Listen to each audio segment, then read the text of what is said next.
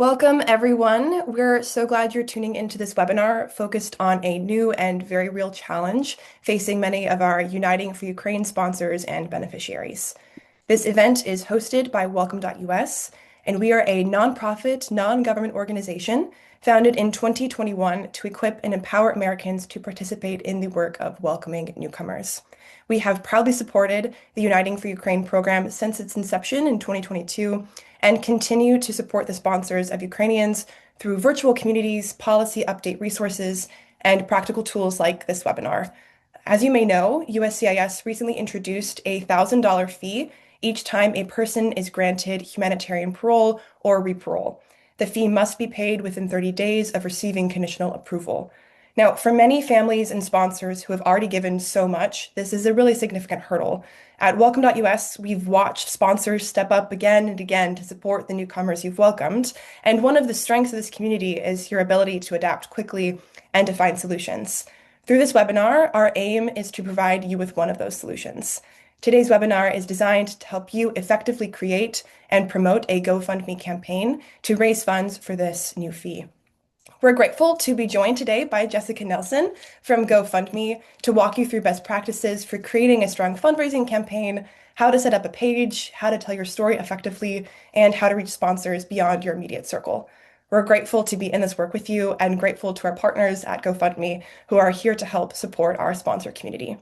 But before we dive in, I'm going to hand it over to the president of Welcome.us, Anya McMurray, to offer a little more background on the USCIS fee and what it will look like logistically for those who were conditionally approved. So Anya, over to you. Great. Thank you, Ella. And thank you again, Jessica, for joining us today. As many of you may have heard, on October 16th, the Department of Homeland Security issued a notice that in addition to the filing fee that must be paid at the time of application for re-parole, it is now implementing a new $1,000 fee each time a person is granted humanitarian re-parole. This change is required based on a law passed this summer, officially called the One Big Beautiful Bill Act. This new fee is applicable to Uniting for Ukraine beneficiaries in the US who either, one, have a pending re-parole application, an application they have already filed and they are waiting to hear a final decision on, or two, U4U beneficiaries who intend to apply for re-parole in the future. As of October 16th, when USCIS decided to grant re-parole, they will issue a notice to the applicant stating that their re-parole approval is conditional upon payment of the $1,000 fee. USCIS will provide payment instructions and a 30-day period to pay that fee for each individual case through the My USCIS or My USCIS portal. Re-parole will only officially be granted after the fee has been paid, and failure to pay within 30 days will result in denial of the re-parole application altogether. Each individual applicant is required to file for re-parole separately and pay this new fee, including applicants under the age of 18.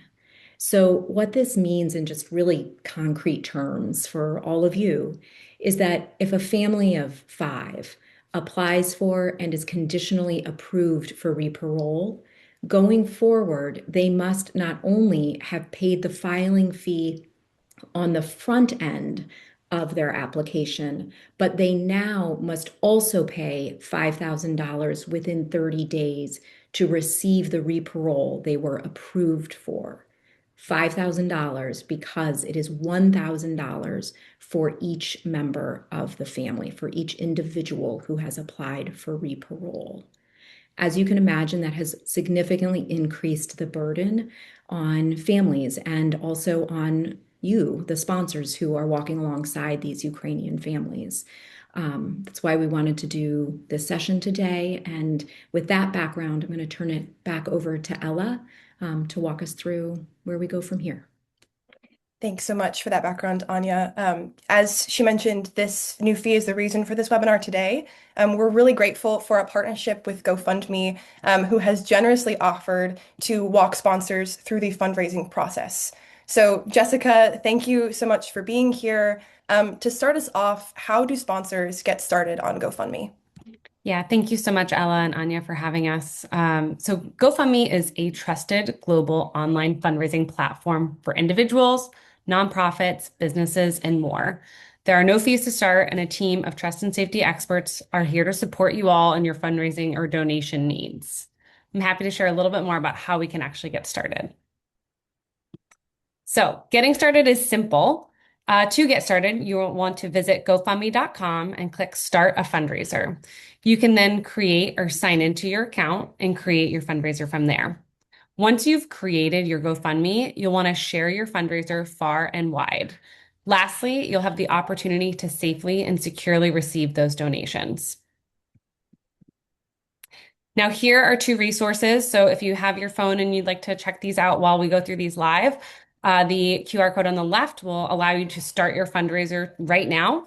And the QR code on the right is a resource on our Help Center article. We have plenty of resources online as well, but this is one that will help get you started from start to finish. Thanks so much for that, Jessica. I know that creating a GoFundMe page can be really overwhelming when there are so many details you want to include. What are the best elements to include in a GoFundMe page? Great question, Ella. So it is important to include some basics. So some specific details in your GoFundMe will want to be your name, your relationship with the family, and then be really clear on how much is going to be needed. So I know we heard about some numbers today, so really being clear about what those numbers are and how much each family will need. While we're speaking specifically about this initiative today, anytime you have a fundraiser, it's important to include what the funds will be used for and how they will reach the intended beneficiary. Once you have the specifics, you can add additional details to your story. This is your chance to connect with your community and explain more about why you're helping. Share more about the family you're helping, and if you're able to provide additional information and details beyond what funds will do and how they will be used, it does provide the opportunity for a donor to connect with you and the recipient. Are there any guidelines people need to follow in their description on their GoFundMe page for it to be approved?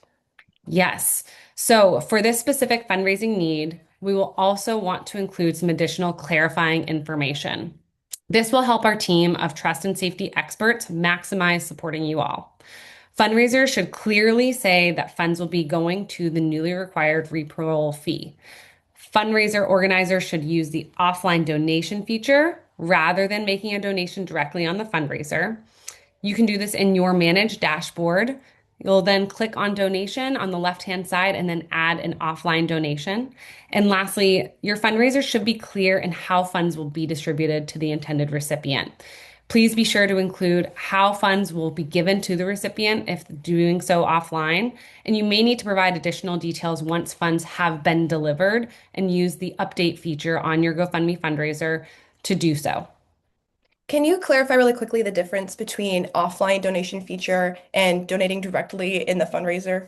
Yes, great question. So that one specifically will, if you are a family that is supporting a re-parole family or individual, rather than donating directly to that fundraiser, if you yourself are receiving the funds, you will want to provide that as an offline donation. So we don't want to self-donate. So if I myself am fundraising or Ella, and I'm going to be receiving those funds. I don't want to donate directly with my credit card there. I'll just want to handle that offline and handle that directly with Ella. Thanks so much for that. Yeah. There are a lot of pages out there. How do sponsors make their pages stand out? In other words, like how can sponsors attract more people to their page? What are the best practices for expanding engagement to their page? Yeah. So all the content we've covered today is so important and so necessary for your fundraiser. But so much of the success of your fundraiser lies in getting the word out. Luckily, there are many ways to share your GoFundMe, and there are plenty of resources at GoFundMe.com that we're also happy to provide and share. We typically recommend sharing your fundraiser with your closest network first. This may be people that you know will donate, your most trusted circle, But this will help add some support to your fundraiser so that when you do share it broadly, you already have some support and people are more inclined to donate. We also suggest using a variety of methods to help get the word out. So on that slide previously, it'll show you a whole list of ways that we can get that word out. So as an example, you can use social media like Instagram, LinkedIn, Facebook. Those are great ways to share with your larger network. There's a lot of power in the personal asks through phone call, text, and email. Even QR codes we're seeing very often used at live events, sporting events, church communities. There's so many ways that you can get the word out. And anytime you have the opportunity to connect with the community, we really highly recommend ensuring you share your fundraiser link. I do want to be clear that you should always have a clear call to action so that donors know what to do. So whether that is donate here, share here, you'll want to provide them with an action to do. You also have the chance to engage with your community that is already showing up for you on your fundraiser. So you can do this through thank yous, updates. I did already mention QR codes and recurring giving. Thank yous are so wonderful for you to have the opportunity to curate a thank you to your donors and letting them know how much this means to them. You can also work with your re-parole family to secure what you would like to say with them. And then updates are a great way to provide an update to all of your donors. This will send an email to those that are subscribed to receive email updates, but it does give people the chance to know what is happening with the fundraiser and how they can help more. This is also a great tool to let people know where you fall in the fundraiser. So if you're about 50% of the way there and you want to encourage additional donations, you can do so through those updates rather than editing your story. Thank you so much for all of that, Jessica. I'm sure that's very, very helpful for all the sponsors who are going through this and the families who are trying to raise funds right now. We know that sponsors are carrying so much right now. This is new and it's an unexpected hurdle. Our hope today, in this brief but useful webinar, was to provide some practical and accessible tools to support you in your fundraising efforts. As we move forward, a few reminders from what Jessica just shared.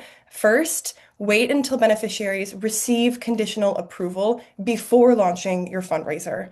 Second, make the ask very clear and explain how the funds will be used specifically. Being specific and providing a donation link is a really effective way to get your point across. And finally, you'll want to really emphasize your story. People are impacted by connection and emotion. So don't be afraid to share how the Ukrainians you've sponsored have impacted you personally and how they impacted your community. And as always, Welcome.us will keep you updated as USCIS shares more about the re-parole process. And most importantly, we want to thank you, our sponsors. Sponsors have always been at the heart of the Welcome movement, and your resilience continues to shape what is possible. So thank you again for being with us today and for being a part of this work. Be well.